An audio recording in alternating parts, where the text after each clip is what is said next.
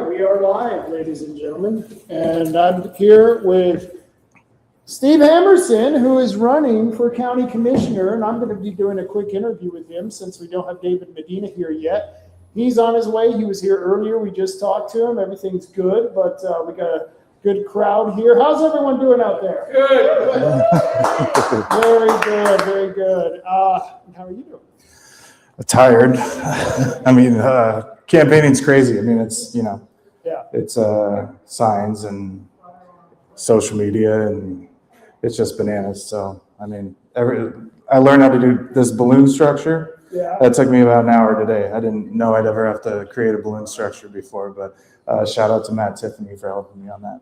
That's the kinds of things you learn when you get into politics. Hopefully not.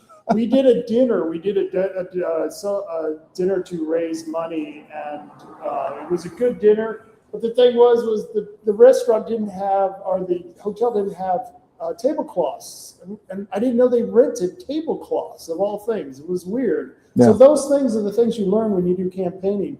How have you been out door knocking yet? Because I know that was big when we were doing Todd Vaughn's campaign. So we're gonna probably fire up door knocking next week. It seems like there's a short attention span when it comes to, you know, the races, especially primary races. So, you know, we had 18 or 22% of Douglas County turnout for the 2022 primary. I think that's one of the main reasons that Tina Kotek wanted to push the no tax referendum onto the primary ballot, because there's a subset of voters that even understand the primary. I mean, the primary is, so we have closed primaries in Oregon, and having a closed primary usually leads to the wives' tale that goes around that you're essentially, you know, if you're NAV, like you don't even have the option to vote in a primary. And I've even heard this within people in the Oregon Republican Party that go, oh yeah, well, I'm not voting in the primary because, you know, X, Y, Z, but because we do have non-affiliated voter volunteers that, you know, like Save Our Schools. There was a couple non-affiliated voters. There's a lot of non-affiliated voters out there who are real good conservatives. They're America First conservatives. They left the Republican Party, and I would like to see them come back, become precinct committee people. And the big push right now is to go back to precinct voting. That's what End Vote by Mail is all about. Your wife is the chief petitioner on there, Michaela Hammerson. You've been pushing it. You've been out there getting signatures. This is something that I believe that the whole entire state, the Republican Party, should be focusing on, and they have set this as their number one goal. And I know in a lot of counties that if you are out in your county, you can still get registered to be a write-in to be a PCP, and I'm sure you encourage it quite often. Yeah, I mean, I would encourage everyone to file to be a PCP. I mean, that's really how you can control the party. If in Douglas County in particular, if we had 70 like-minded individuals in this room that were elected, not appointed, elected PCPs, then we would, you know, we would decide the fate of our county party. I mean, we would have the vote to decide who the executive board was, and we really would control the direction. And that's why it's important that people get involved. They show up for events like this. You find out who your candidates are. And going back to the precinct, the reason you want to have precinct committee people, those are the people you can call in your neighborhood. They live around your area, because the precinct is a small, relatively small area. And they get a chance to meet those people and encourage them to go vote, because last election we had like 30% turnout, and some races were as low as 17% people voting in that. 17% of the people who can vote were voting. That's sad. Yeah, well, and it spreads this apathy across the county and across the state, where people don't. They'll look at the turnout numbers and they'll say, well, nobody's voting anyways. So, you know, what's the point? So, I mean, it's super crucial for us to get involved. It's super crucial for us because the whole structure of PCPs is it's supposed to be a ground up power structure. It's not supposed to be top down. You know, we're not supposed to be taking our orders from Tina Kotek. All of the precinct committee people should be, oh, I lost my, oh. I still got it. Still got it. It's all right. All our precinct committee people should be controlling the local county executive board, and then that all those collective 36 counties should be controlling the state level board. But unfortunately, what we see is there's a couple senators, a couple House representatives that show up at the state level ORP meetings, and they convince the powers that be to follow marching orders that don't make sense. Right. That's really what happened with us in the Republican Party is we started getting some marching orders that didn't make sense. So, that kind of turned into, we're not taking we're supposed to be ground up, not top down. Totally. And that's what we're working for in the party, grassroots, getting it built up from the bottom up. And we're still working on that. I know we're working on it in our county, Goose County. But one other thing I want to talk about is many of you might not know this, but Steve here was it which school district? I'm currently on the Roseburg School District school board. Yeah. And he has fought against the woke agenda. He has fought against what they're doing in our schools. He has stood up against what he sees as far as I'm concerned, it's perversion. It's they're allowing young men to shower with young ladies, and it's not appropriate. It's something that wouldn't happen 20 years ago, probably even 10 years ago. And so he's standing up for that. Tell us a little bit about that and what you think about the whole situation that's coming down. So the situation of boys showering with girls, that exact situation did not happen. But yeah, we did have an incident in the Roseburg School District where there was a biological male in the restroom, biological female's restroom. I really had to seek counsel on dealing with this issue. Because I was the chair of the policy committee at the time, and my answer and my response to hearing that this was happening was to immediately schedule a policy meeting and change our policy to, if you're a biological boy, this is the restroom you go into. If you're a biological female, this is the restroom you go into.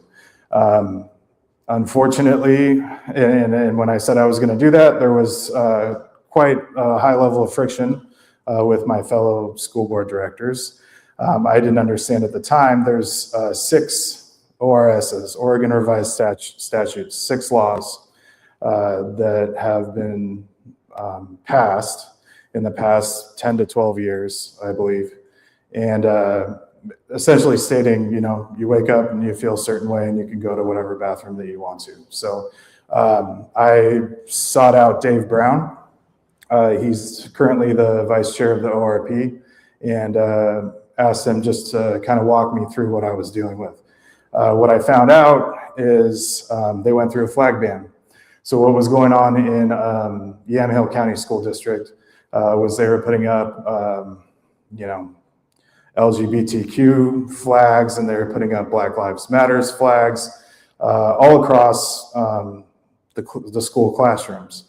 So what Dave Brown and a couple other school board directors did was they instituted a flag ban. They basically said in Yamhill School District, the only 2 flags that you can fly in the classroom are the United States flag and the Oregon state flag. That's it. That was against the law. Whether you agree with the law or you don't agree with the law, it was against the law for them to do that. There was a court case filed. It went through the court system, and what actually happened from that was they lost the court case, and now the flags are flying. Whatever flags they want to have in any classroom are being flown, and 3 of the school board directors lost their positions. And so pretty much the communication he told me was, he told me, you can institute policy in your district that makes sense. The problem is that at the end of it, what's going to happen is everything that you're fighting for, the opposite reaction is going to happen. So, with the laws set up the way that they are,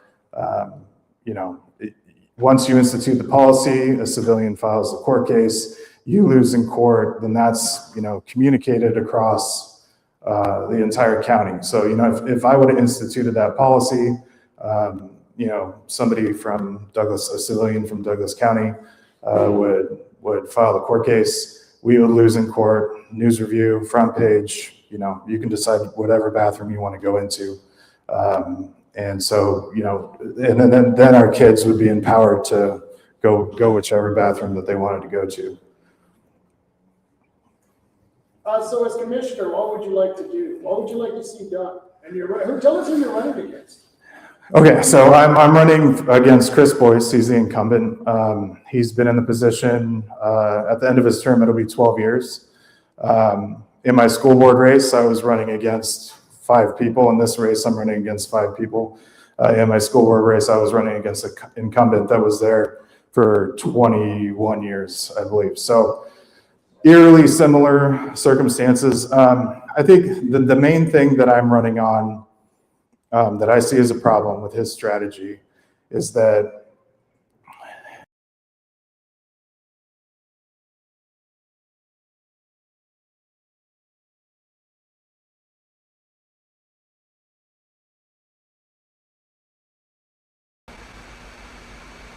Okay, I don't know if you can hear me, but we seem to have lost Rob. Oh, and now we're back. Is that Marty? Yeah, you dropped on your end, so I just jumped on and said, we seem to have lost connection, and we'll get back in a minute. And Steve, you might want to hold the microphone back a little bit because you're way loud compared to Rob. But other than that, enjoying the show so far. And now that, and now we're waiting for Rob to reappear. And let's see if I can hear myself in an echo. And.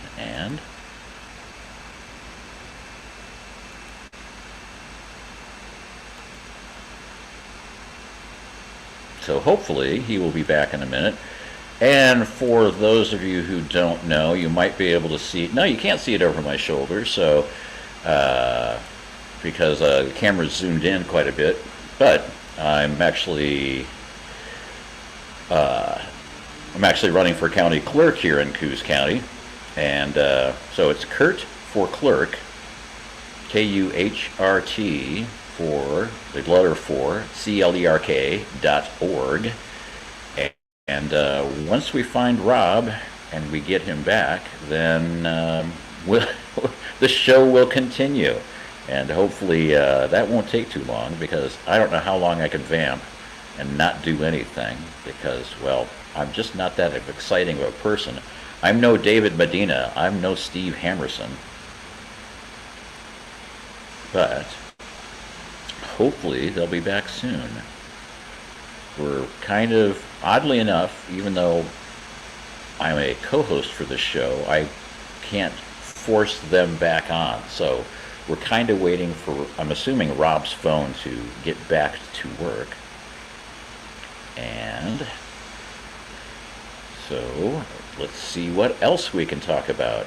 Well, if you want to sign the petitions, and we do have 6 petitions right here at the headquarters on Newmark and what is it? It's the street I drive on all the way. Anyway, we're at the Newmark Plaza. We're behind the McDonald's. We're in what used to be the Century 21 office. We have 6 petitions. We'll be open until 8 p.m. Because that's how long this Friday night rant is supposed to go. But it's not a Friday night rant this time. It's a meet and greet in Roseburg, and hopefully at some point they will be back on the line. But in the meantime, we have 6 petitions you can sign here. If you want to get signs for your favorite candidate, we have a bunch of those here as well. We have Ed Deal signs, we have Bethel signs, we have signs for just about everybody that's got a race going on in Coos County and has an R behind their name. So, with one exception, and I'll basically just leave that exception out. But hopefully we will get back to David Medina and Steve Hammerson soon, and I'm not certain where Rob's gone.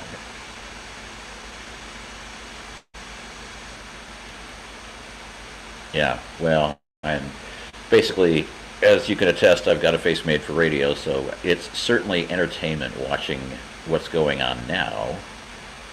But like I said, if you want to come by, I'll still be here. You can still sign all 6 petitions we've got going. We've got the end vote by mail, or IP37, which means we want to go back to the old style of voting, 1 day, in person, ID mandatory, precinct level. Hopefully precinct's about 1,500, so you're going to go vote with your neighbors, and you're going to know everybody that you're voting with. And then we have the Stop the Death Tax petition. We have the You Can't Put Any Tolls on Our Roads Until We Vote on It petition. We have the Repeal the Anti-2A Stuff petition.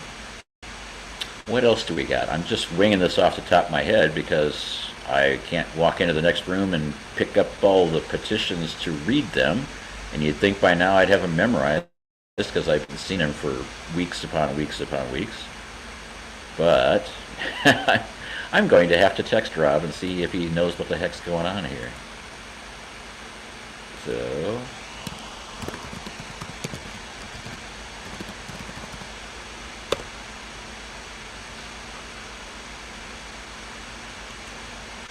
that's not it. Device not connected. And now they're back, perhaps. Right from wrong. Hopefully. I see spinning. I see a Or spinning in his icon. bank, you can choose somebody that, from what I've seen, will go to his lawyer and ask if it's legal. So there's several situations I've seen where I've seen him exhibit this behavior where, I mean,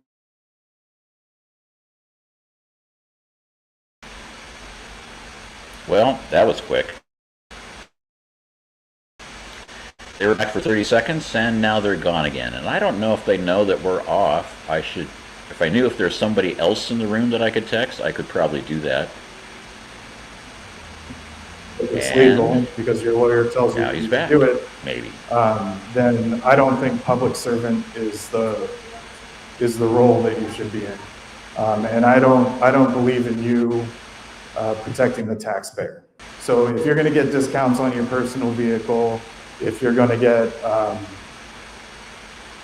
any kind of personal benefit from being in this seat, I think that he's going to take advantage of it, and I'm not. And that's the sticking point for me, and one of the main reasons that I'm right. Now, thank you. Now, on the other end of the spectrum, you have who David Medina is running against. And I think she just exhibits pure evil. From what I've seen her allowing to happen in our state. I mean, just the teachers union and the other, who are her two supporters? Who are we talking about? Tina Kotek. Yeah, sorry, you're doing all the mic stuff. Yeah. No, we need a good governor. We need someone like David Medina, someone like that to. That's good segue. Yes. Yeah. So let's bring up David Medina. All right. David Medina, can we have a?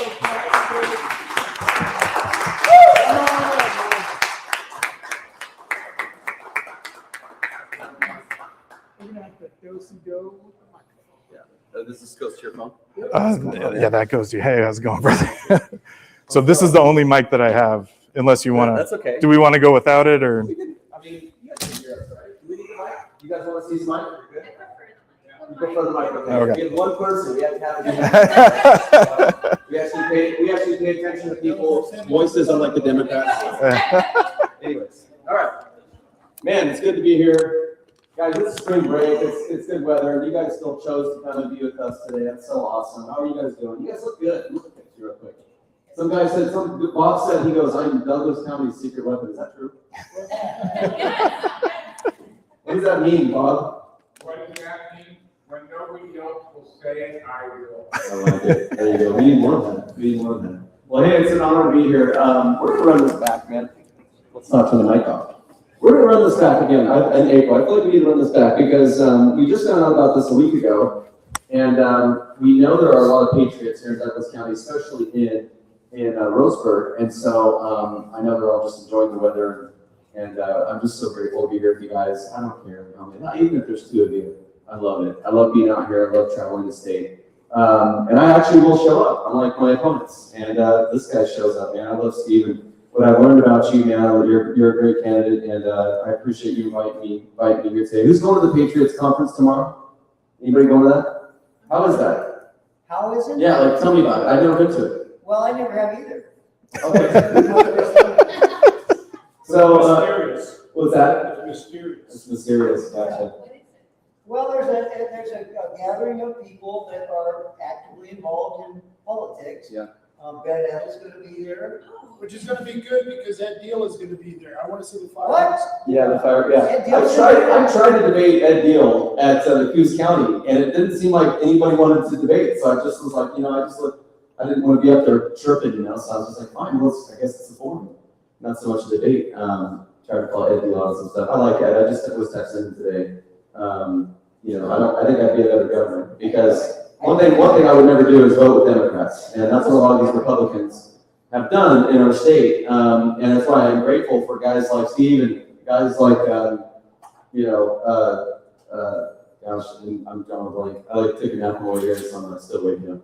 I like patriots like Steve because we need more people like that in Oregon. We need more people that are going to tell the truth. I had a chance to be part of that whole club, right, and that whole Republican circle. The ones that have made us lose over and over and over every single year. And I made the decision. I was like, you know what? I'd rather jump in the race to run for governor because Oregon, we have the voters, we have the people that are here that are wanting change, and we are constantly given people who don't want to stand for our values like they should, in a bold way. They actually just play ball with the Democrats. A lot of them play ball with the Democrats. So I was tired of seeing that because I think our state deserves better. I think you guys deserve better leaders. And so I'm glad that you guys are here because we need better leaders in the Republican Party. We are never going to defeat the Democrats. They will constantly bully us over and over and over every election cycle unless we stand up and put up the fight necessary. And so support Steve tonight, please, if you can. Support his campaign, and he has other events coming up. Tell a friend and get people here. So I don't know how you want this to go, but how do you? Well, I did have some questions for you. There you go. Not to make it all about my inquisition. Are you guys Okay. all from Douglas County? Everybody? Anybody outside of Douglas County? Douglas County. Okay. We got Rob's from Coos County, but yeah. Alrighty, so the narrative from federal media is to label you as a J6er, to frame you as a far-right racist conservative. Others in our community say that you should be coined as nothing more than a peaceful protester, bona fide investigative journalist that is fighting for the truth and the principles of the Constitution. Yeah. So legacy media like CNN, MSDNC, and Fox News paint their own pictures. What do you say to the average or uninformed voter? That's a great question. And let me just start by just talking a little bit about myself. So I grew up in Salem, Oregon, Turner, Oregon, and went to school at George Fox, graduated in about 2017 at George Fox University. And I started in politics around 2018. I've worked on multiple campaigns, congressional campaigns. I've been a campaign manager, so I have political experience. I know how the game's played. And started my business in 2022. I own a marketing business. It's called Eastmark Group. You guys want to look that up. East Marketing Group. Started that in 2022. And so, small business owner. Been working in politics the last 7 years. Sarah over here has been, been fortunate enough to meet people in politics like Sarah. She works in the Capitol for Olympicans. And so I worked with PragerU. Have you guys heard about PragerU before? So I worked with PragerU, worked with amazing personalities like David Harris Jr. and Benny Johnson. So I've been in the fight. And so you asked about January 6th, and I love that question. And a lot of people are like, you get tired of asking? No, because it was one of the biggest lies and exaggeration in American history, just like COVID. They lied about January 6th because they wanted to go after Trump. and his supporters. It was all to kill the MAGA movement. These same people ignored the riots of 2020. These same people ignored Portland's reputation being hurt by the lawlessness and all of the problems they're dealing with, and yet they want to label, they want to label me a J6er. So you said the J6er, what else they call racist, all this kind of far right leader. They call anybody that doesn't agree with their agenda, they call an extremist, a right wing extremist. And so I don't know if you guys saw in 2022, but when Christine Drazen ran, they labeled her the same way. So it doesn't matter if I get through whether I was at J6 or not, they're going to label us all the same. Extreme, far right. Go look at the ads that the Democrats ran against Christine Drazen in 2022. They're not going to treat her, Ed Deal, or anybody else any different. We're all far right, racist, white supremacists. So the fact that even some Republicans, from my opponents, are using the J6 narrative, I'm like, they're going to label us extremists either way.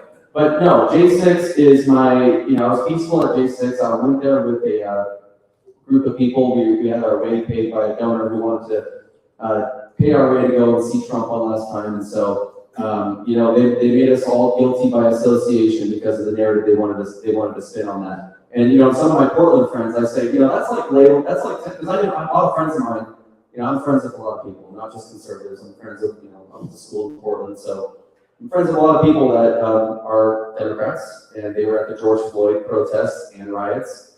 And I told them, and this kind of woke them up. I said, it's like because my friends would go down there for the protest, and then they would leave before the sun went down, when all the rioting would happen, right? And I was like, so you are part of that rioting. People labeling me and hundreds of others as rioters and insurrectionists. They're doing that guilty by association. That's like me labeling you a rioter, even though you were just at the George Floyd protesting. And I was like, we don't blanket all of the people that went to protest in Portland in 2020 as rioters. Not everybody rioted. But for some reason, the Democrats, well, not for some reason, because weak Republicans allow them to run with that narrative. For some reason, they are labeling anybody that went into Capitol are all rioters. They're all insurrectionists. It's so crazy. They put this lady in jail. They call her the J6 praying grandma. They put her in jail. She went in the Capitol and just literally prayed. You see her on video. And she walked out and they put her in jail. And so it just shows you the narrative that they were trying to spin on J6. So I haven't ran from that ever. I will never run from that because I know the truth.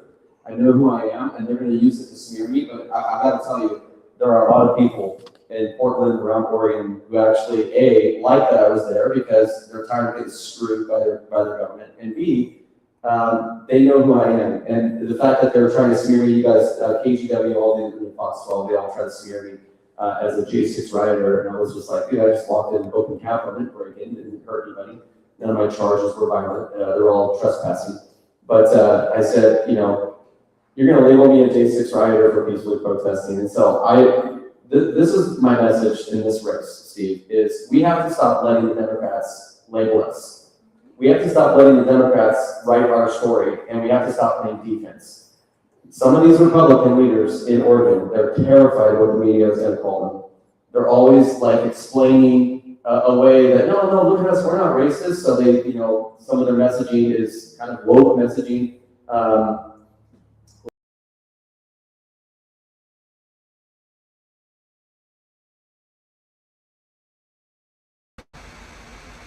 Well, it looks like if I try to text Rob their issues, his device goes offline. So I guess maybe I shouldn't text Rob. I am not allowed to write my story, and we should, as Republicans, we should never let those people who hate us. And now they're back. Write our story.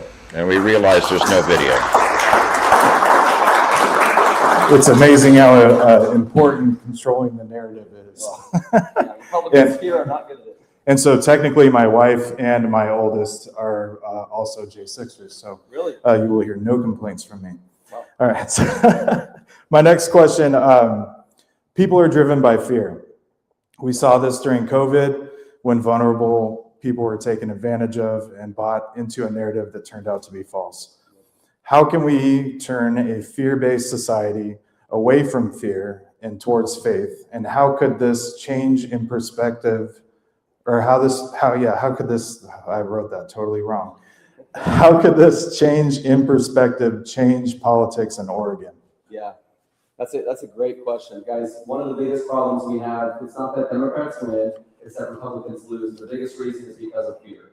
Like there's this, stay with me for a second, because this is really important. This is a spiritual battle. There is this like spirit of oppression and fear that has been over conservatives, and not just conservatives, but just the people of Oregon.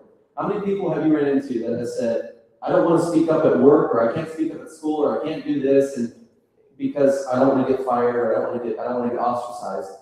I mean, it's like soft communism. It's like soft communism. I want to hear what Bob said. Bob, what did you say? I said everything. Yeah. And so with the whole COVID narrative, It's not that soft. Social workers.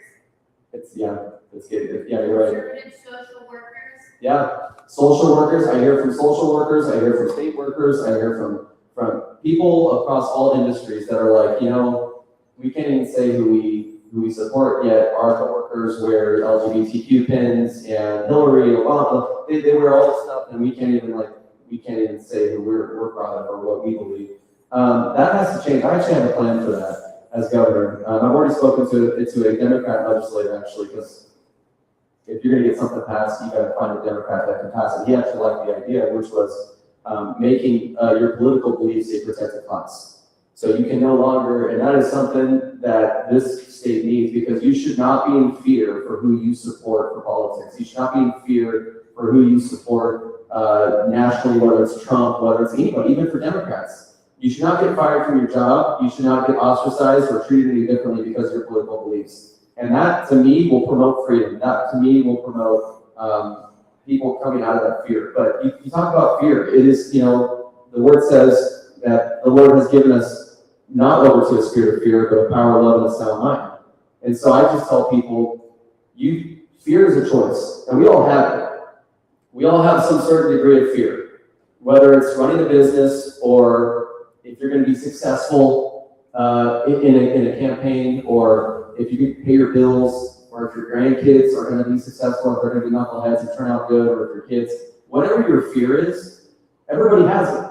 That's part of our sinful nature, is the fear. I mean, even Jesus experienced fear. You guys remember when he sweated blood? He sweat blood. He was so in fear of going to the cross. And he took it to the Lord. Remember, he asked the Lord, he said, Lord, take this cup from me. If there's any way I can get out of this. So Jesus felt that.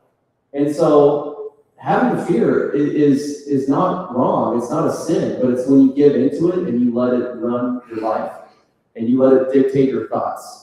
You know, you might have come here today, you probably put a lot of hard work into this whole thing, and you're probably, man, I hope people show up. There's a fear right there. People have that fear. Everybody has that fear. In fact, some of my opponents, I know them. They have that fear. And sometimes they wouldn't show up to an event like this unless it was packed. That's fear and pride. And so I would encourage you, man, just don't give in to any fear in this campaign. Don't worry about who shows up. I see enough people here that we can talk to and have a good time with.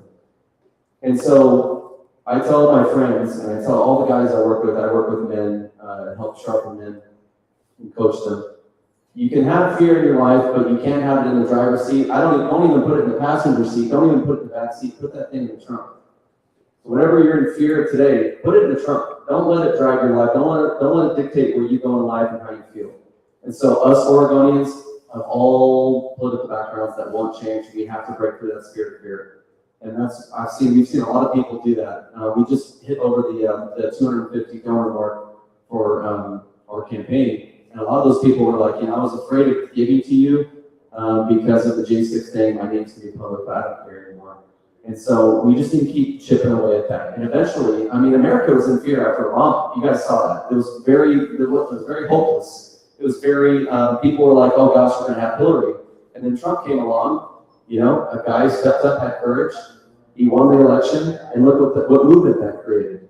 People we found. You remember when it was like felt good to be an American again. It was like we felt that patriotic feeling that we felt back in 2001 after 9/11, when Sammy Sosa ran around the field with the American flag. We felt that patriotism again when Trump won in 2016. I think we can have that moment. In fact, I know we can have that moment in Oregon again. It's just going to take people to find their courage, and people like you, Steve, and people like me, Sarah, and everybody in this room to stand up and to stop letting the Democrats put in fear. If you have to lose your job, then so be it.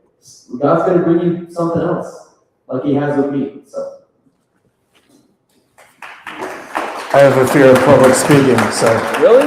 Well, I did. It's getting better over time. It's like kind of this monster that you kind of, it's in the trunk, right? Well, that's, It's- I mean, is he not doing well tonight? I mean, he said he had a fear of public speaking. It's amazing. All right, so it's obvious from states like New York, Minnesota, California, and Oregon that once the globalist agenda takes hold, the system is open for rigging. This is obvious with our 40 years of one-party rule, voter apathy, and questionable elections all over the state. As governor, how could you even begin to right the ship in such a short 4-year term? Yeah, that's a great question. Well, first of all, Steve, you're doing an amazing job of public speaking. And maybe this is a blessing so you can get ready for whatever God's bringing you in the future. And by the way, you did way better than my first public speaking. I spoke in front of Capitol at a do not comply. It was, or no, it wasn't a do not comply. It was a Rise Up Oregon event in 2020.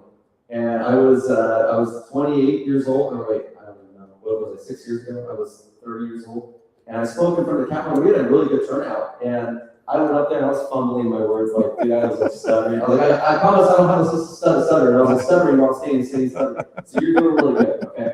And just keep at it. So yeah, we all know that our elections, I mean, how much of a disgrace has our election system become? And it's not even that our elections are rigged, it's that the Democrats really, there was a time when Democrats and Republicans cared about what the citizens thought about the system.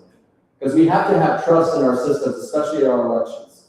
If the people have lost trust in their elections, that's a problem. The Democrats don't see that as a problem anymore. They want to gaslight us into thinking we have the most secure election system, that everything's fine, never mind the automatic DMV, automatically registered illegal aliens, just look past that, that was just a little discrepancy. When in fact it actually was like 2,000 people, 2,000 illegal aliens, non-citizens, they call it illegal aliens, that they registered, and there were house races that year that were lost in the hundreds. And so that's just the tip of the spear. Then you have the 800,000 that they are supposedly removing from the voter rolls, inactive voters. You have all these holes. You guys remember, I think it was like, help me out, it was like six years ago, when Bev Parno was our Secretary of State, and someone blew the whistle in the Secretary of State that we were using out-of-date, what year was it? Out-of-date, our election system is out-of-date, all the technology they were using is out-of-date, and that person ended up being fired, and then it was just blown over. There was like no big investigation.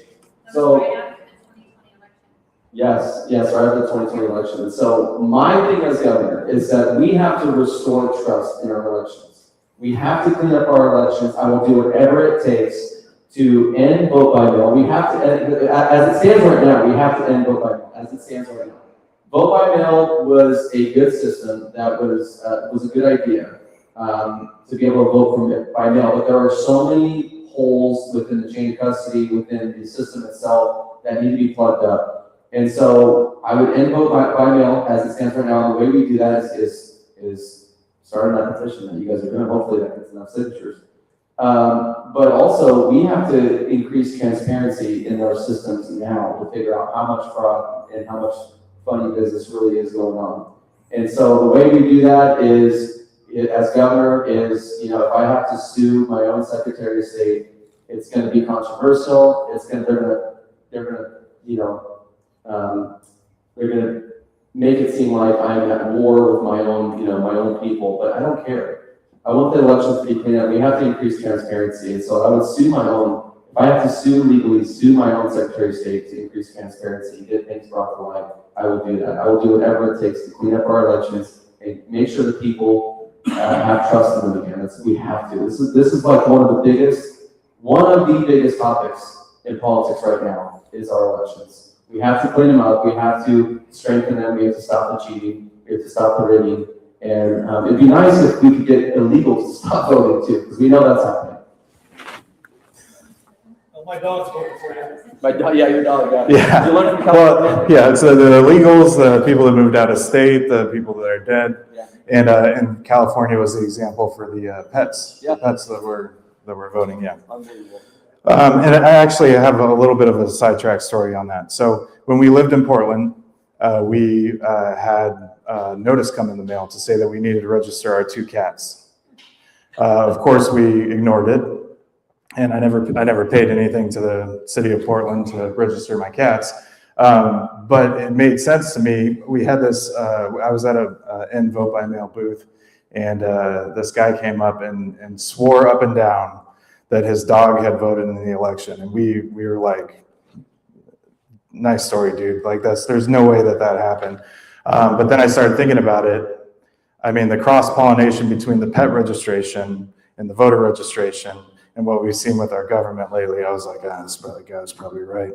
But all right. So next question is, how will you work with Trump and the Trump administration to fix Oregon for the foreseeable future? More specifically, what can you do to get MAGA, America First, patriots elected to flip House and Senate seats red and set our state up for a conservative trajectory for the next few decades? Yeah, so I'll be completely honest. I have never considered myself MAGA. I voted for Trump 3 times though. I like what he's doing. I support his agenda, but I don't consider myself, because I feel like, and I know some of you might disagree, and that's okay. But to me, Oregon has its problems that we can fix. We can use the Trump administration to help us in certain areas to, like if November comes and they try to bring in more ballots after the election night, we could call on the Trump administration to help us, FBI, to come in and investigate this stuff, right? But as far as, I'm personally, and it's okay if you disagree with me, but personally, I think we need to have an Oregon agenda. This is about Oregonians. This is not about Trump. This is not about the MAGA agenda. This is about the Oregon agenda. And it just so happens to be that a lot of the Oregon agenda, the Oregonians First message that my campaign talks about, aligns with a lot of the Trump administration, what he's trying to do in America, right? Putting Oregonians first.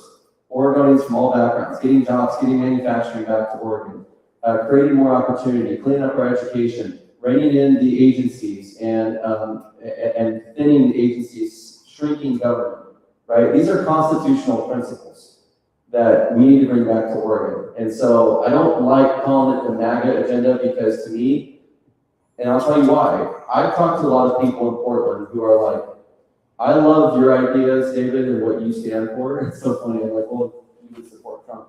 But they're like, we hate Trump. And that's just a product of being conditioned by the mainstream media and their phones or whatever. But I don't know what it is, but there are so many people I've met that said, we don't like how he talks, we don't like how he does all that. I'm like, well, I get it, but it's like, his policies are good, would be better than Kamala Harris.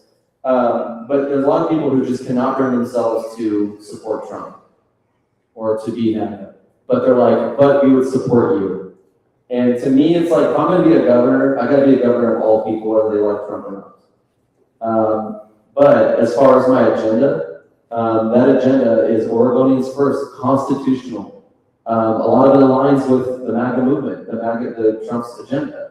And so clean elections, getting the woke stuff out of our education system and out of our systems statewide. We have to get these governmental mandates of woke DEI policies off of because that's honestly it's why we're not tapping into our natural resources. The activists and the climate change activists and all of these different people that are making money with the Democrats everywhere else are hamstringing Oregon from becoming prosperous. And so to me, it wouldn't be so much like a MAGA thing, it would be Oregon. My campaign is an Oregonian First agenda. And so, and all are welcome. There are Democrats that support me in Portland that are like, you know what, it's pretty simple. We just want to keep more of our money from our job. We want our kids to not be indoctrinated by this transgender agenda. We don't want illegals getting health care over vets, over us. And so I'm like, well, then this is your movement. So I just want to put Oregonians first again. It's pretty simple. Putting you first in, shrinking government, getting government out of the way, bringing opportunity back to the state, and getting the state prosperous again, tapping into our natural resources, getting our kids' test scores to increase, and giving them more opportunity with trade schools and entrepreneurship and tech. I mean, there's just so many things we could be doing in Oregon. We should be the most prosperous state in the nation. And the Democrats have done everything they can to make sure that we're last and everything. So my movement's Oregonian First movement. Yes, ma'am. How do you propose to do that in gone so far off the rails. Yeah, we've gone so far radical left, kind of like communists, like you said, it's not even soft communism, it's communism now. How do you get that on? You know what? It's going to take courage. A lot of people were asking that question in 2016 after 8 years of Obama, and it looked like Hillary was going to win. She was up in the polls. It's like, how do we get our country back? It took one man. It took Donald Trump to stand up and the movement behind the people behind him to take our country back. And there's a movement waiting in Oregon, like that kind of movement that is waiting to be unleashed. It's just that fear we talked about that we need to break through. Once one of us breaks through, two of us break through, everybody will follow. Some people just don't have what it takes to get in this fight. I mean, you know what it's like to get in a fight like this. You have to sacrifice a lot. And so it takes calling upon the Lord. We have to bring God back into this state. We can't be ashamed of that. I mean, I'm a devout Christian, and I believe that when God says, if my people will call my name and humble themselves, I'll heal their land.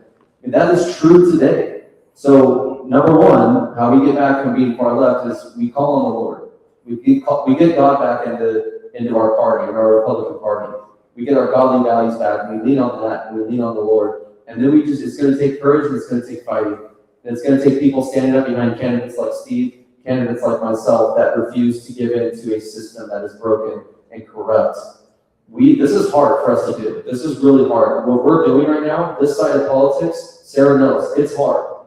If you're not in that club in Salem, it's really hard to win elections. It's really hard to, but luckily with me and with Steve, we have enough people supporting us, with the work I've done in Oregon. We've been able to do a lot of great things for the state of Oregon and getting our message out to not just around Oregon, but around the nation. So it's just hard work, courage, calling upon the name of the Lord. That's really how we get this back. And it can be done. It can really be done. How we do it is we have to have elections, not selections. And that's what we have now. Yeah, and we've seen this in Douglas County. I mean, our county commissioners, one of our county commissioners stated in one of our meetings that they had appointed 9 different county commissioners and House representatives and senators over a period of, 5 or 6 years or something. And so we do see this musical chairs that's happening, and these people that are getting vetted and groomed to be slotted into each chair. And you know, and what I want to validate what you're saying. It's totally right. If you don't fall in line and you don't take your marching orders and you follow man and you don't follow the Lord, you will be crucified for it publicly and politically. So, well, speaking of the ORP, no. This question is a little rough, but what has your experience been with the ORP throughout your campaign for governor? Ed Deal, Drazen, Mannix, and David Brocksmith and other top-level elected officials have not supported and in some cases have worked against IP 37, the end vote by mail petition, and also at times facilitated the destruction of the 2023 ORP platform, which was a beautiful, beautiful platform. It came off the heels of COVID. Everybody was fired up, energized. We added an election integrity plank at that, what is it called? Platform convention. Thank you so much. Yes, Todd was there at the platform convention with me. So, and they just completely dismantled it this last round. So, how would you inspire ORP leadership to stop cowardice behavior and become courageous conservatives who actually live what they believe? You're right. That is a real question. It's a rough one. Here's the thing. When I jumped into this race, I was going to call things how it is, but I'm trying to be. We have so much division in our party, and I don't want to do anything to feel that. I know that you've gone through some stuff, and people have gone through some things with the ORP. To be honest, my experience with the ORP has been great. I'm not in it like that with you guys. I've just been visiting counties, and they've been great. They've been welcoming to me. My opponents I have the utmost respect for my opponents. I don't agree with them on a lot of things. I'm not afraid to say that, and it's funny, like actually, I got called from people in the Capitol after I jumped in. They're like, what are you doing? I'm like, what do you mean what am I doing? I didn't know I had to ask permission to run for anything. Plus, you guys never asked. Here's the problem in Oregon. The problem in Oregon is that we are so divided as Republicans, and we have to hold the caucuses accountable as well. I think that's where a lot of it maybe comes from. I don't think they work as well with the counties as much as they should. I think there's kind of an elitist attitude there that needs to drop. And I think we just need to work better together. And with me, it's like we just need better leaders. We need better, more courageous, bold leaders that are going to stand for our values and not play politics. And from what I've seen in the 8 years that I've been in Oregon politics is that Salem Republicans and Democrats are good at playing politics, and we are the ones that have to pay for it. And so to me, it's like, maybe let's stop playing politics and stand on our values and have clear messaging, strong messaging, and actually fight the Democrats and the radical left like we should, which is with strength and without apologizing and without playing defense. Let's go on the offense for once. We have the better ideas. We have the better ideas for the family, for the economy, for education. We should not be bowing down. Like, we should be winning in Oregon. You know how many Democrats and non-affiliated voters I've talked to that are like, we just want something to stop the madness. We just want strong leaders. We just want somebody that's going to stand up to this radical left. I mean, I'm hearing that from actual Democrats too. And to me, it's like we haven't had that. We've had Republicans that have folded many times, and Republicans that are afraid to call it for what it is because they just want the media to talk nice about them. You notice I'm the only one, literally the only one that the Portland media has smeared in this race. All of my opponents, that should tell you something. And I'm not complaining. I'm just telling you how it is. It's one big party. It's one big club, guys. Like George Carter used to say. It's one big club, and we're not in it. And they all bow down to CCP Brock Smith. There's Bob. So my thing is, we just have to be stronger. We have to, that's why I'm so proud of the work that God has done through me in Oregon. We have over 500,000 followers across social media, across, many of those are in Oregon. People in Oregon that have never been interested in politics before, that is finally paying attention to this primary and coming out. So we just got to keep chipping away at it and keep trying to unite. My thing is, I know there's a lot of people that are doing some bad stuff in ORP and all that kind of stuff, and nobody's perfect. I just try to promote, just trying to unite as much as possible, but still call out the truth. We have to call out the truth. We have to be honest with ourselves as a party, otherwise nothing's going to change. But if we can love at the same time, like Jesus did, and promote unity, I'm all for that too. But yeah, you're right, man. We have to come together. I mean, the voter registration numbers tells it all. 32,000 people, voters that the Democrats have lost over the past 4 years, and the Republicans have gained like less than 1,000. That tells you everything you need to know. People are tired of the Democrats, but the Republican platform hasn't really given them anything. And so we need to change that. That's why people are excited about my campaign, is because they're like, finally, we've been waiting for a conservative to run for governor like you, who actually has the influence and the people behind him, and also calls it out how it is. I mean, don't ever let anybody tell us that we are the hateful ones. The Democrats lie about that. They label us because they know it works, keeps us in that fear. We are actually the most tolerant, the most loving people in the state. The Democrats aren't. They are not tolerant. If you don't agree with them, even if you're in their party, they will throw you under the bus, they will crucify you, and that's what makes us different. We should be standing up more. So. If they're not attacking any of the other candidates and only you, it sounds like the Lord's putting the tools in your toolbox there. Okay, so this is and that was a landmine of a question, so I'm sorry about that. It was a loaded question too, so my apologies. So last one I have is a narrative I've seen going around with the establishment talking heads is that Ed Deal sounds like a governor candidate. He speaks like a governor candidate. Therefore, since he is the most polished speaker, he should be the best suited for the job. While I do understand that there is a real ecosystem for your average uninformed voter to vote for the most polished speaker, the worst case I've seen from that is Barack Obama. Sounded great, said all the right things, policy, strategy, and lawmaking was garbage. You're a lot like I am, action-based, ground floor, ready to fight to fix problems. How do you connect with the average uninformed voter that doesn't understand the intricacies of PSYOPs or deep state strategy or even politics in general? you have to have courage, guys, and we cannot play politics anymore. And so I know a lot of you know how it works in Salem. Our politicians they're bought and paid for. A lot of them, they can't vote for something or they vote against something because the money, the union, whether it's a hospital union or their donors or their special interests, they will hold our money and fund a primary challenger to take them out. So it's politics. It's so dirty. It's gotten so dirty in our country, and it shouldn't be that way. That's why they tried to kill Trump, because Trump, he cut through the political establishment, and he actually was effective and became president. That's why they tried to take him out. That's why they tried to throw him in prison. I mean, you're seeing what happens when you test that. And so one of the things is when it comes to Ed, I don't know Ed very well. I just look at, the only thing I'll talk about is just a couple things that concern me with his voting record. He's running on no tax, yet he's often voted for tax increases. A lot of people don't know that. He voted for the, I forgot what it's called, paddle boarding fee, where it's like you have to have a permit now, like a boat, if you have a raft. He voted for that.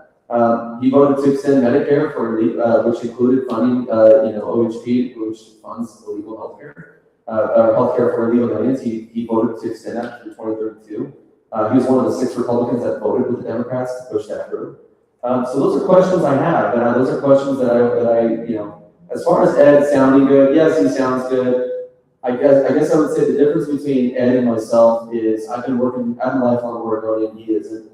He is, he's not from Oregon. He didn't grow up here. I'm a lifelong Oregonian. I love the state. I'm not saying Ed doesn't love the state, but I know my people better. I know my state better. And Ed is also worth a lot of money. And he's also backed by a lot of special interests, a lot of lobbyists. If you go look at all of his donors that he's got donated him, he has all kinds of corporate donors. You know what happens when you get all kinds of different corporate donors and special interests? You're a sock puppet. They now have a voice in their actions. Yep. With me, I'm not bought and paid for by anybody. I'm not controlled by anybody, and I will never be controlled by anybody. I've actually turned down big checks that could have gotten me to where my opponents are at right now, but I knew they came with strings, and I was like, if I take those checks, I'm not going to be any better than the people I'm running against. And so I'm at a point now where I'm like, you know what? I don't even care if I don't make the debate stage. I don't care if I don't make the debate stage. If I have my integrity intact, that's all I care about. That's what God cares about. And that's how we're going to win the state back. It's not selling out. I will never sell out. I don't care what I look like. I don't care what the debate time is.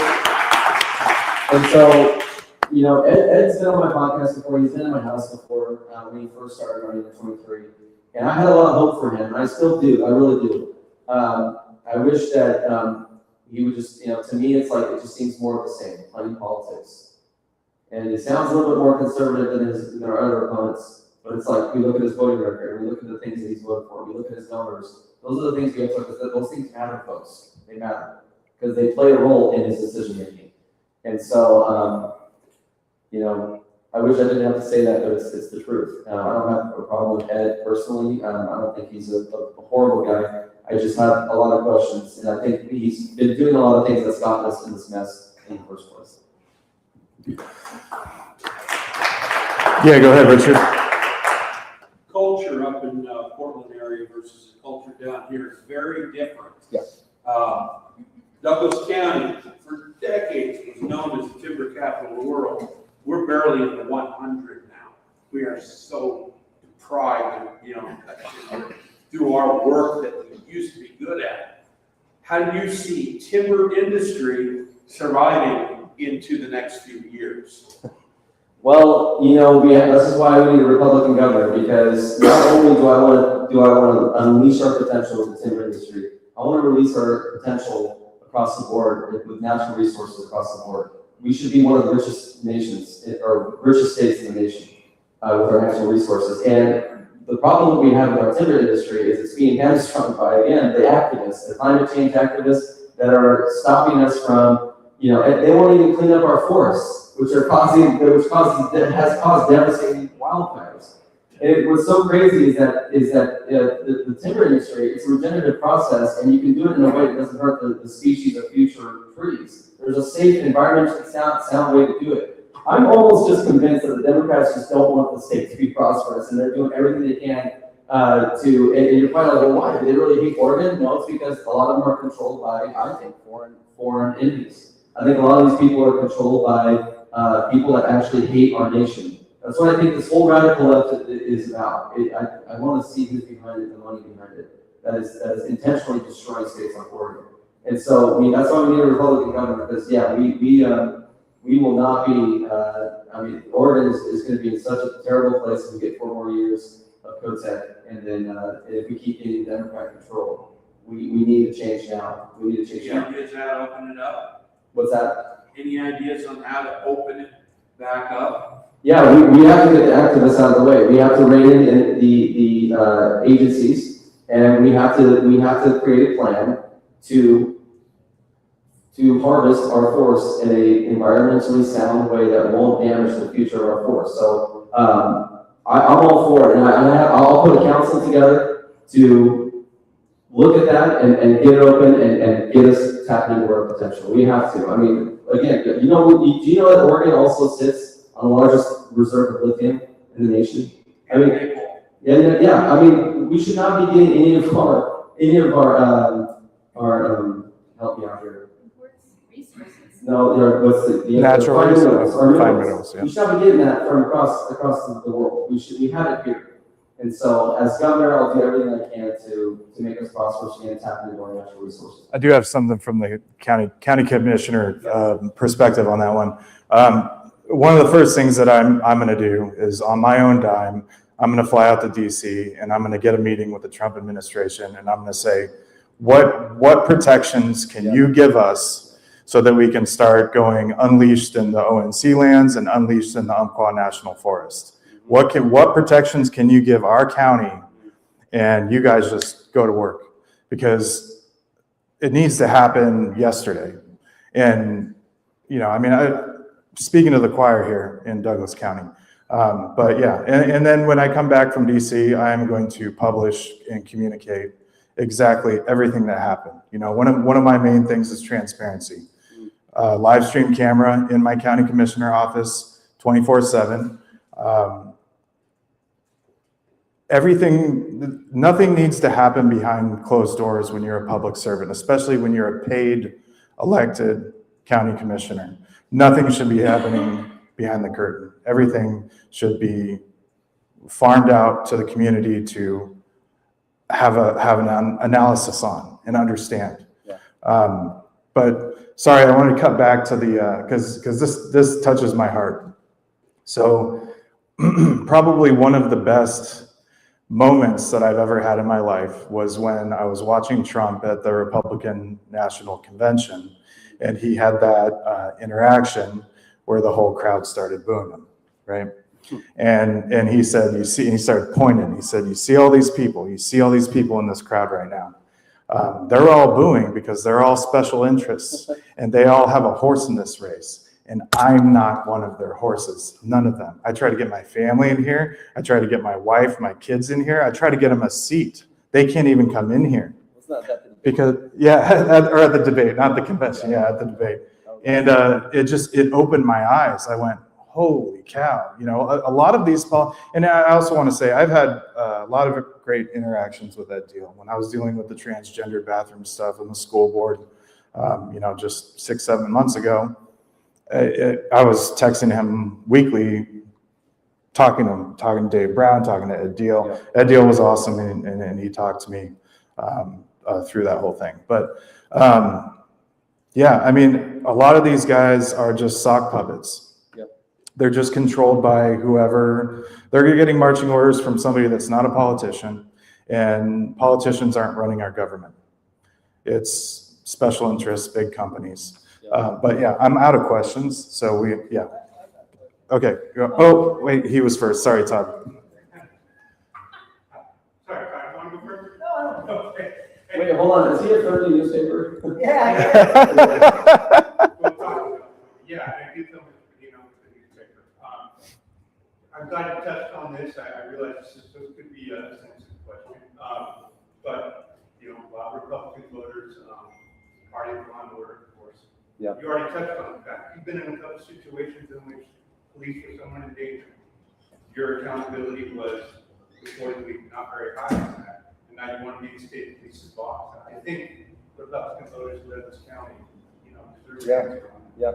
So you're talking about the Salem incident and the J6, right? Those are the two, Yeah. that you touched on. Yeah, so, these are two big examples, and I don't mind the question. I like to talk about this because we need to get back to truth and having fair media. And so those two incidents are a result of how fake and biased our media has become, because they didn't even do a deep dive. Again, they just see David Medina present at something there. They don't even want to tell the whole story. If I was a Democrat, they would have told the whole story and wrote the headline different. Let me tell you what happened at Salem. So that was supposed to be a COVID, we were doing a COVID protest. I brought my daughter, right? I brought my daughter, who was, I believe at the time, 12 years old.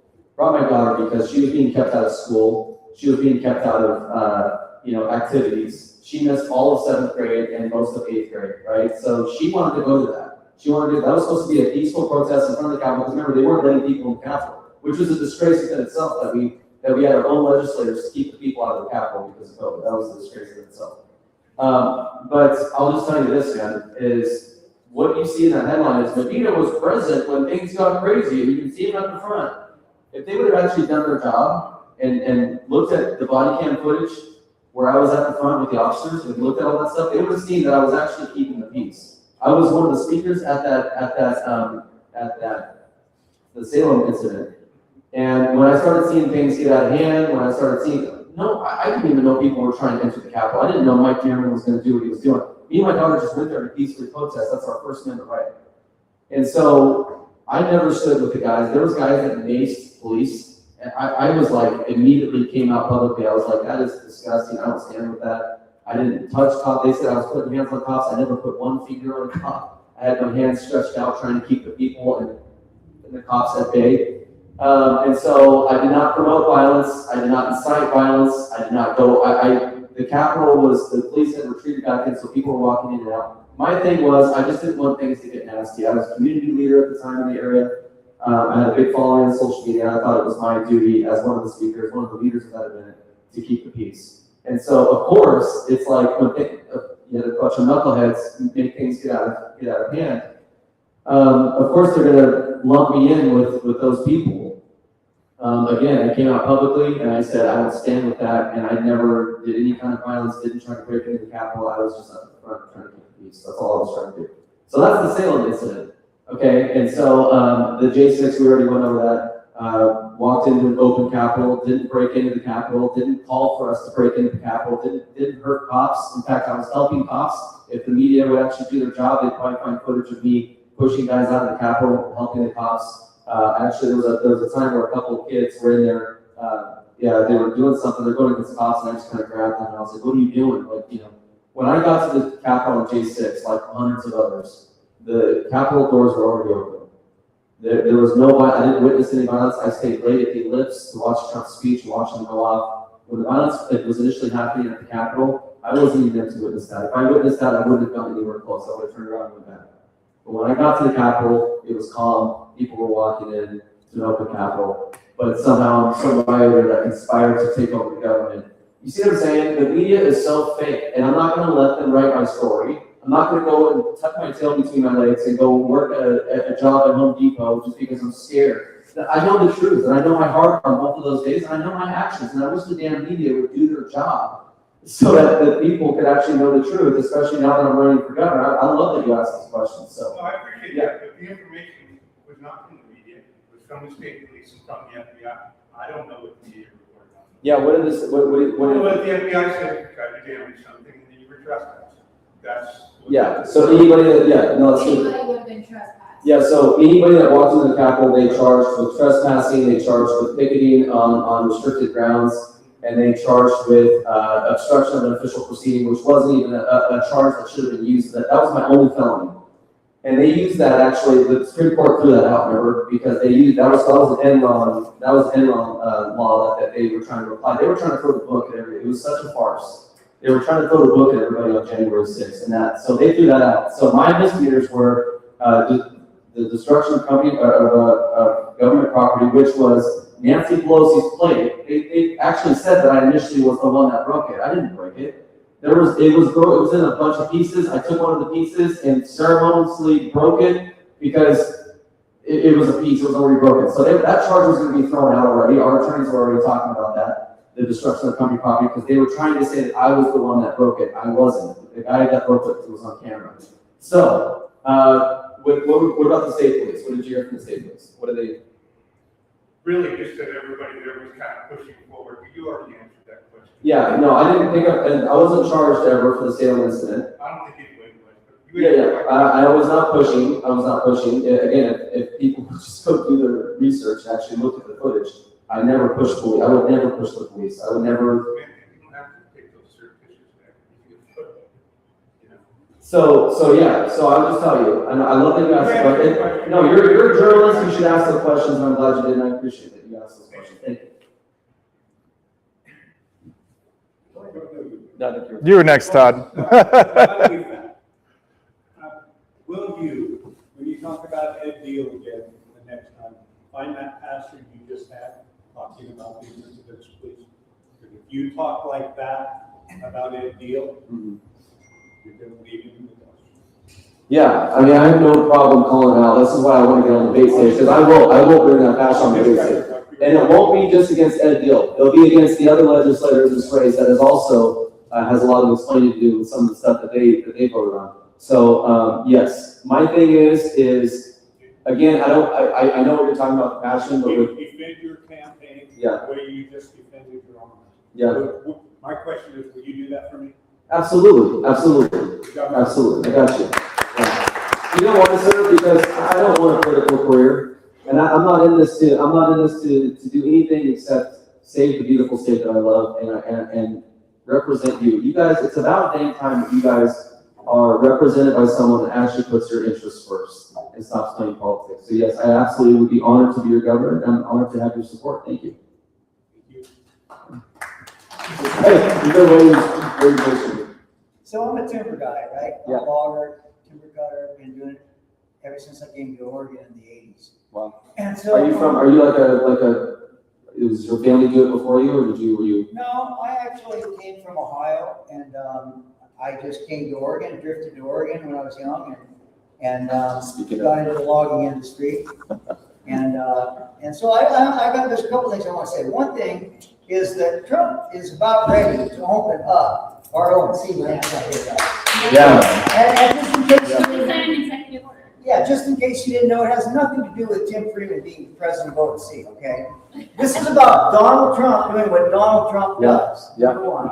Number two, the minerals, he's also going to open up our federal land. 52% of Oregon is federally controlled forest. Yeah. We're going to get into the minerals in And Oregon. that's what I was gonna, that's what I thought you were alluding to. I like your transparency, kind of. I thought, one of the things is, yes, working with the federal government to open up a lot of this land here. And maybe it would also help out a way, because maybe not let the CCP own land in Oregon. I think that's a good start as well. Perfect. The CCP. CCP. Yeah.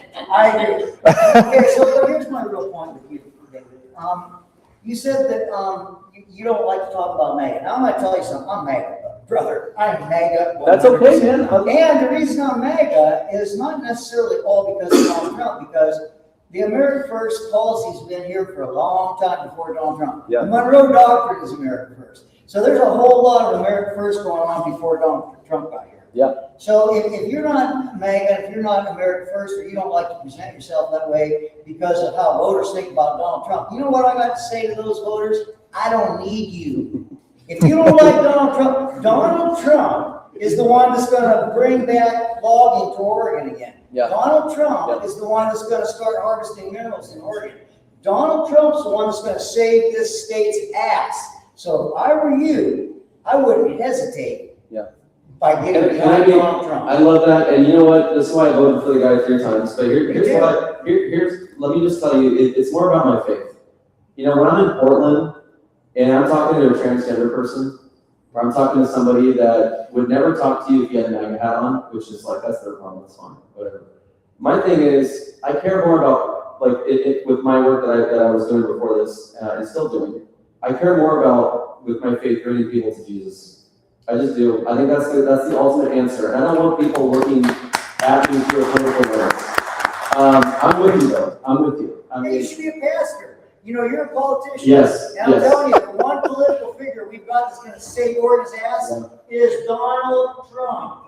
Yes. Nobody in Oregon's gonna save our ass. Well, hey, politically, hey, I'm with you, but I love your passion. The thing is, with me, and that's okay, me and Donald Trump want to see that, we have the same principles, we have the same, like, the way we look at the Constitution. I probably, you know, there's a lot of things I don't agree with Trump on, that are actually more America first. Some I don't really want. Yeah, and so, I actually think you and I, in a lot of ways, might be more conservative in some ways than Trump has been.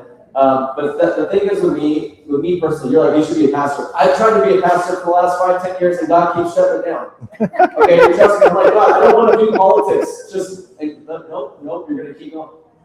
So I love people and I'm passionate about the truth. And at the end of the day, politics is not going to matter. When we die, we all die, we pass on this earth. MAGA politics not going to answer. That is where our soul's going to go. And so to me, it's like, but God also tells us to occupy until He comes. And so to me, it's like, I can't, with what God has done personally in my life, I shouldn't be here. I shouldn't be where I'm at. It's hard to not talk about Him, right? And so I think we have to keep the priorities straight. To me, it's God and then politics. And if people don't like that, then that's fine. I mean, I've had people say, I can't vote for you because you're too much about God. I said, you know, brother, then all peace be to you. Stop talking about politics, or stop talking about God, they said. I'm never going to stop talking about God.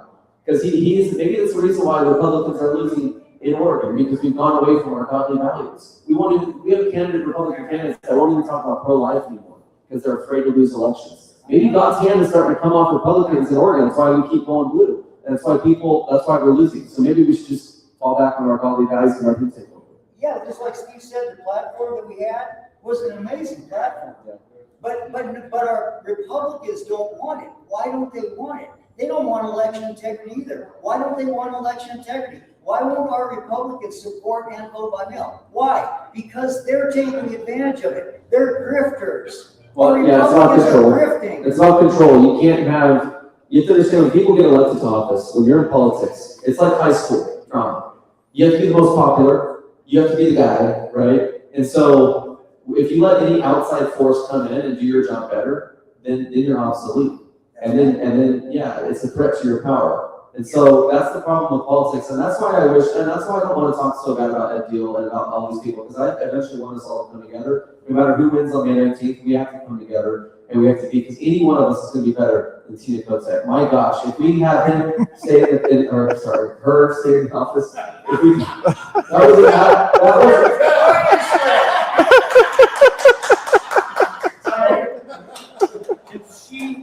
don't know if she's a she for now. If we give her 4 more years, I mean, my gosh, we can't afford that. And so I've already pledged that I will back whoever, if it's not me. I'm all about this state. Again, I'm not for my political career. I don't even want a political career. I just want my state safe. I want our people safe, and I'll do anything to make that happen. Matt. Yes, sir. Yep. Homelessness. We've been throwing dollars at it for decades, and it's gotten worse. Yeah. What's They've been throwing. You want I have Okay, something after. Yeah. Yes, I'll be very brief. So I actually worked in downtown Portland for 6 years and got really close to the homelessness. I actually worked alongside them.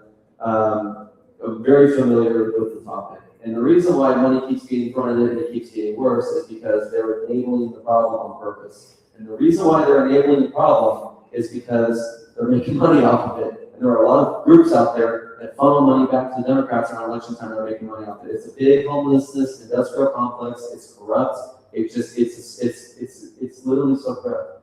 And so you have organizations that will get hundreds of thousands, if not millions of dollars from the state to help out with homelessness, and then around election time, they'll funnel some of that back towards those same politicians. But the homelessness problem is easy. It's an easy fix. We just enforce the laws. We enforce we enforce the laws. We let the police do their job, and we enforce the system that's already in place right now. The reason why that's not happening, if you look at the theme, everywhere you go in Oregon, where there's homelessness is spreading, Bend, Salem, I mean, down here, right down the street, Grants Pass. The theme of this problem is loose law and order. Police aren't allowed to do their jobs. And then you have groups that come in state and out of state that will sue police officers and sue the city and sue the counties if they try to fix the problem. It's an intentional demolition of our society.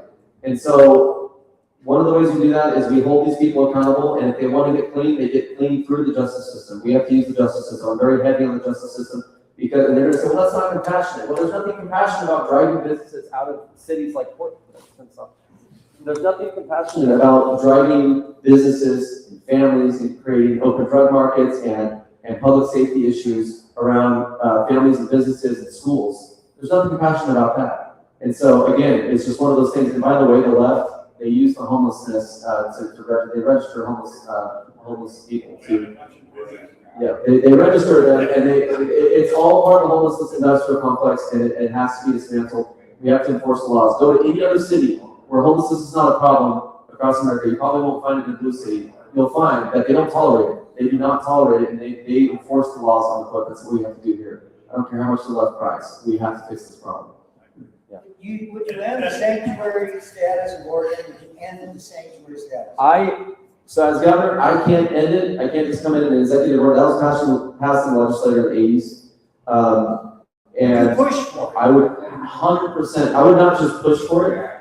I would actively, America, people voted in 2024.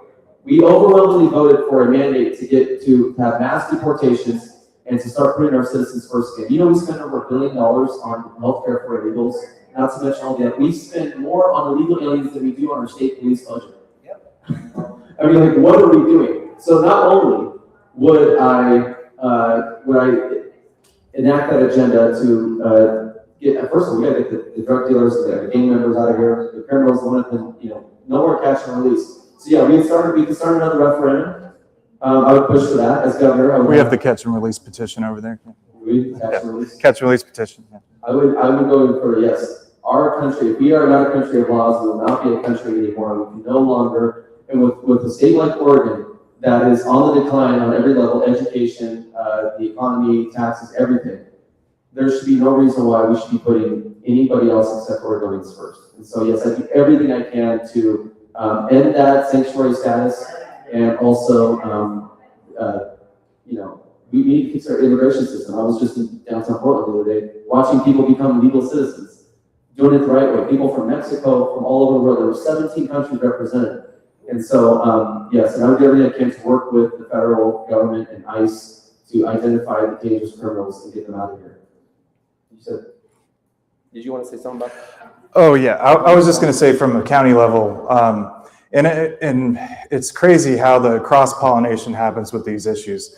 The homeless industrial complex, the fire industrial complex, the situations where they'll let a fire burn into certain areas because then it turns into a federal welfare check or something. But the key with the homeless, to me, homeless population situation, and I see this cross-pollinated too, the civilians own most of the power in this situation, right? We just saw in Grants Pass, they had the lawsuit where they basically said it's a public safety concern. This homeless camp here has now manifested into a public safety concern. That's a trigger word for the government or the judicial system, right? You say something's a public safety, whether it's a fire or it's a huge homeless camp, you say it's a public safety concern, and then boom, that actually gets onto the radar, and they go, whoa, and we see in City of Grants Pass, what they did is they had got a court order.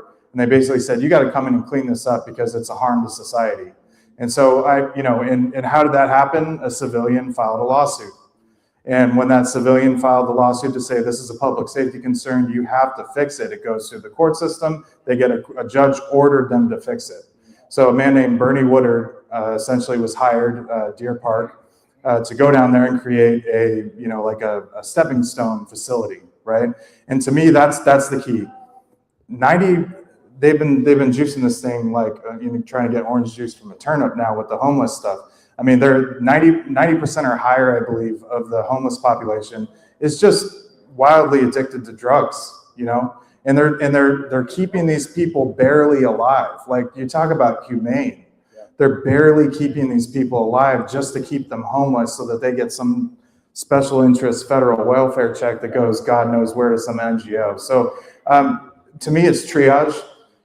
Sign the catch and release petition, because it's either the point of contact needs to be, do you want to make your life better? Do you want to continue to do this? Because that conversation I heard from Bernie, he goes 20% of the time it's something in an abusive relationship, and they say, you know what? I ended up in Oregon. I got into this abusive relationship. I just want a bus ticket out of here. And 20% of it resolves itself. They just go, boom, bus ticket, here you go. And that's what they're doing at the center that they have, the Stepping Stone Center. But they basically say you have 6 months. You need to stay clean. If you can stay clean for 6 months, you can be in this facility. You have a shower, you have a bed, you can get your life together. You have 6 months to get out of this. And if you say, no, I just want to be homeless, this is the way I want to be. And you go, okay, and you go to jail.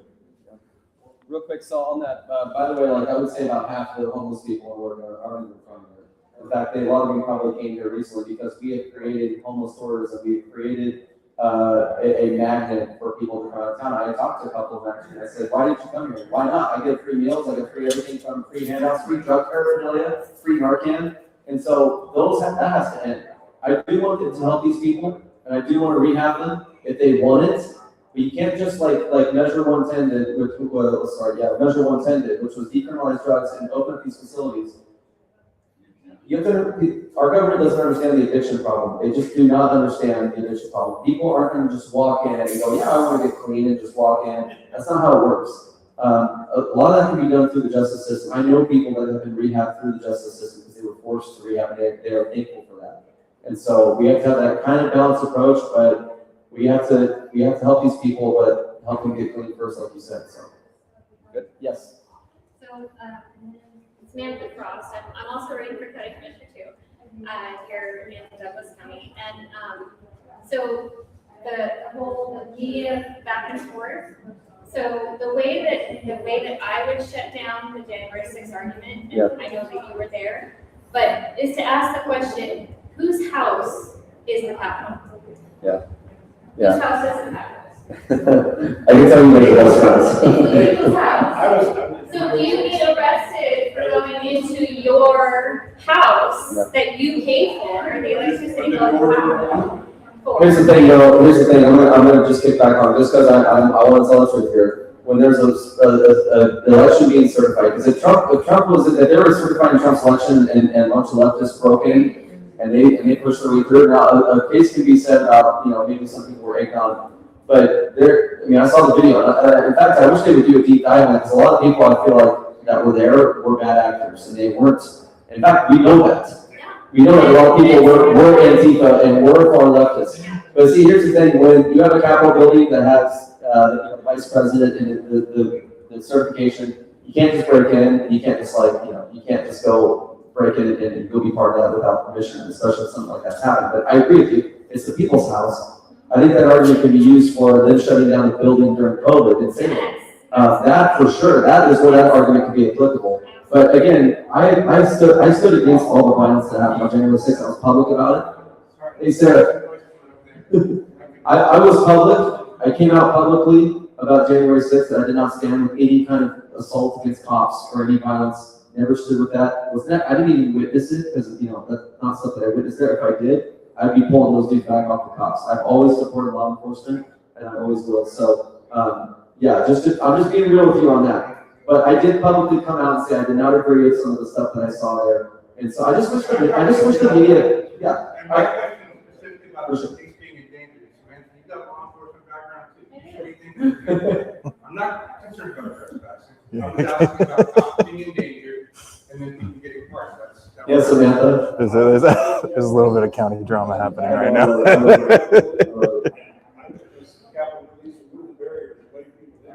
Yeah. I mean, there's just so many narratives from that. Well, here's the thing. It's so crazy, sir, that we still talk about January 6th and nobody talks about the BLM riots of 2020 where officers actually died, where people actually lost their businesses. David Dorn, the officer, I think in I forgot, where was it?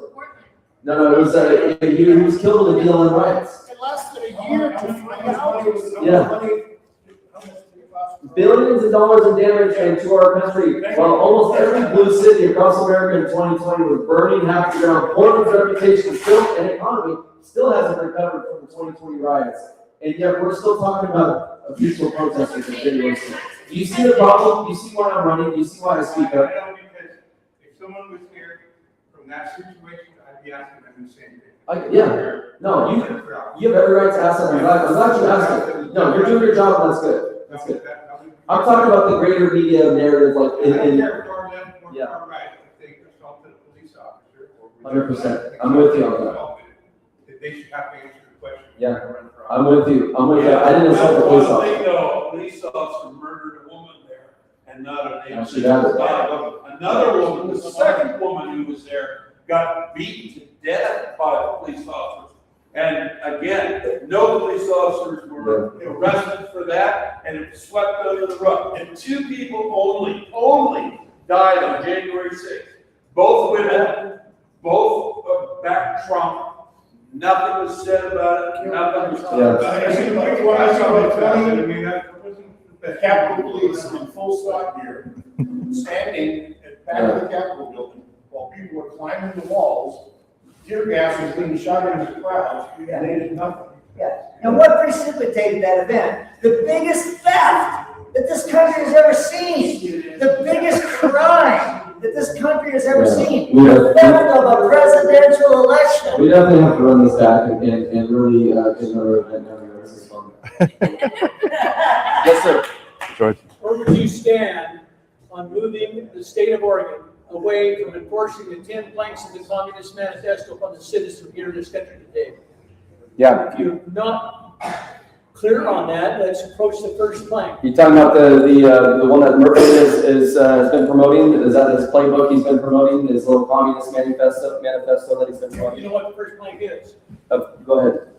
Abolition of ownership of land and the rentals thereof applicable to the state. You look up in the law library, all your case law and Bovier's and Black's law, and it defines deed as color of title. You look up color of title, and it says that which in appearance is, but which in fact is not. The only thing that gives you control is the land patent. And this rotten rat up here in the clerk's office wouldn't register one from Dr. Jane Bouchard. It's all fraud. Yeah. The deed only gives you possession, it does not give you ownership. Ownership is the control. How would you stand on that? How would you stand on the 5th? How would you stand on the 10th? Well, I'm not familiar with the whole thing. Are you? No, I mean, my short answer would be eradicate all non-Oregon resident-owned property from anyone. You know, I mean. What is owner? Right. No, I understand. I only understand your argument because we've been to Jural Assembly. I'll tell you. You see what they're doing to some of our farmers or some of our ranchers in Oregon with the AI data centers. You see what they're doing there. I mean, I have a guy at the farm that I'm talking to where it's a bipartisan effort where they're allowing data centers. It's so crazy that Tina Kotek is actually trying to give these data centers tax breaks when they're restrained on our our power grid that's already having problems, and a lot of us are already paying crazy electricity bills. But these AI data centers, they're actually taking land from farmers through eminent domain and devaluing, giving them pennies on the dollar for their own land. And so anything that has to do with any of that kind of stuff, sir, I would absolutely stand against it. I'm talking to a farmer now who's going through that. He's been fighting it, and there's been Republicans and Democrats that have been doing that. See, if you can look at that closely, those farmers do not own that land. What do they pay for it? Federal Reserve notes. A note is an IOU. It doesn't discharge a debt, it only tenders a debt. Yeah. It never pays the debt. They did not have ownership of the land because they only had a deed. A deed is color of title. Yeah. It's all fraud. This place is just full of fraud. Yeah, maybe I have to have you talk to him because he says it's his land. So I mean, yeah. Exchange phone numbers or something. Yeah. Good. Kayla, did you have one for? No. So, I mean, since you're with the news, maybe you should be looking at what the timber tax Go. actually was made for. Smart County originally, Jail. which was supposed to be for our children's education. What, yeah, I know. What time And is they've it? taken it away from that, and they put it toward these. Do you want me to wrap it up? That they can backtrack and take away from, and our children are sitting in 90-degree weather classrooms where teachers can't teach, children cannot comprehend what is being taught to them, and you're just complaining about these peaceful protests instead of actually maybe reporting on a story that could potentially help our children. So the fires in Douglas County are not just in the forest, but they're definitely, we are a fiery county. But I think we got to wrap this up because I think we're at time. So I think we're just going to leave the rest of it. Maybe if David possibly has some one-on-one time that he can talk to. Yeah, okay. But I think we got to wrap up the live stream, right? No? Okay. Okay. Well, we're gonna. I can't feel my legs right now, so I hate these chairs. That's why I have my rocking chair for the petition booths. But thank you guys all for coming, and I'm sure David will be able to take some questions one-on-one. Appreciate all of you guys. Take it easy on the newspaper guys.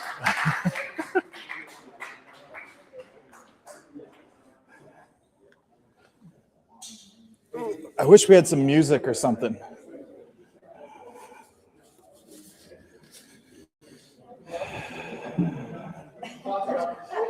Oh yeah, sorry. Probably got to grab David's too. And that's a wrap. We're out of here. I want to thank David Medina. I want to get to his microphone before he says anything too radical. And yeah, Steve, if you'll do that for me. And I want to thank all of you for tuning in. I appreciate it. And I will see you next time. And remember, we have some great sponsors. Don't forget our great sponsors, 3H Tree Service, Tom and Giggs Automotive, and of course, Herbal Choices, and Oregon Firearms Federation. Great people doing great things. And until next time, folks, carry on, Coos County. Carry on.